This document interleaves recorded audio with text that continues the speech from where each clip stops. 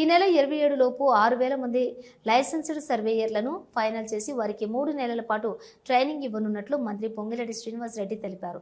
ప్రతి రెవెన్యూ మండలానికి సుమారుగా 8 మందికి తగ్గకుండా సర్వేయర్లను ఏర్పాటు చేస్తామన్నారు. భూభారతి రెవెన్యూ సదస్సులో పాల్గొనడానికి హెలికాప్టర్ ద్వారా సిద్దిపేట జిల్లా హుస్నాబాద్కు చేరుకున్నటువంటి మంత్రి పొంగిరెడ్డి శ్రీనివాస్ రెడ్డికి మంత్రి పొన్నం ప్రభాకర్ కార్యకర్తలు ఘన స్వాగతం పలికారు. ఆగస్టు 15 లోపు వీలైనన్ని జటిలమైనటువంటి భూ సమస్యలను పరిష్కరించే విధంగా ప్రయత్నిస్తున్నామని ఈ సందర్భంగా మంత్రి పొంగిరెడ్డి శ్రీనివాస్ రెడ్డి తెలిపారు.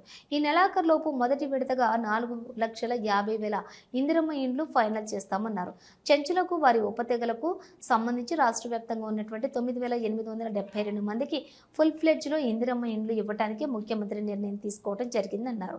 ఐటీడీఏ పరిధిలోని అన్ని నియోజకవర్గాలకు ప్రతి నియోజకవర్గానికి 3,500తో పాటుగా అదనంగా కూడా ఇందిరమ్మ ఇండ్లు ఇవ్వటం జరుగుతుందన్నారు. ఎంఆర్ఓ స్థాయి అధికారులు ఈ భూభారతి 2025 చట్టాన్ని ఇంప్లిమెంటేషన్ కోసం గ్రామ స్థాయిలో సమస్యలు ఏవైతే ఉన్నాయో ఈ సమస్యలను పరిష్కరించే దిశగా టేక్అవుట్ చేయడం జరుగుతుంది. ఆగస్టు 15 లోపు వీలైనన్ని జటిలమైన సమస్యలని శాశ్వతంగా పరిష్కరించే దిశగా ఈ భూభారతి చట్టం ఏర్పాటు చేయడం కానీ పరిష్కరించే దిశలో అదే దిశలో ప్రయాణం చేస్తుంది. సర్వేయర్స్ లైసెన్స్డ్ సర్వేయర్లు 6,000 మంది ఈ నెల 27వ తారీఖు నాడు ఫైనల్ చేస్తాం. 3 నెలలు వాళ్ళకి ట్రైనింగ్ ఇచ్చి ప్రతి రెవెన్యూ మండలానికి సుమారు 8 మంది తగ్గకుండా సర్వేర్లను కూడా ఏర్పాటు చేస్తాం.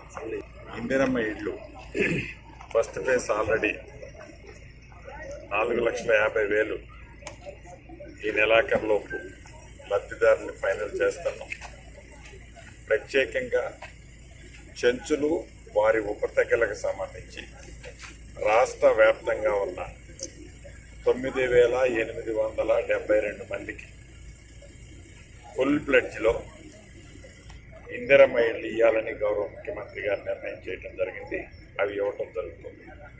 అదే రకంగా ఐటీడీఏ పరిధిలోని అన్ని నియోజకవర్గానికి 3,500తో పాటుగా అదనంగా అక్కడ ఉండే గిరిజనుల సంఖ్యను బట్టి అదనంగా ఇళ్ళు కూడా ఇవ్వటం జరుగుతుంది.